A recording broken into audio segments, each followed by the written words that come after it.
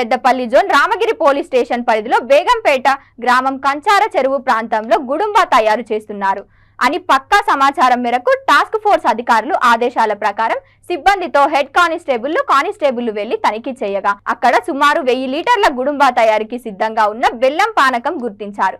18 లీటర్ల గుడుంబా స్వాధీనం చేసుకున్నారు. గుడుంబా తయారు చేస్తున్న నిందితుడు బోతల రమేష్ తండ్రి రాజయ్య బేగంపేట టాస్క్ ఫోర్స్ సిబ్బందిని చూసి పారిపోయాడు.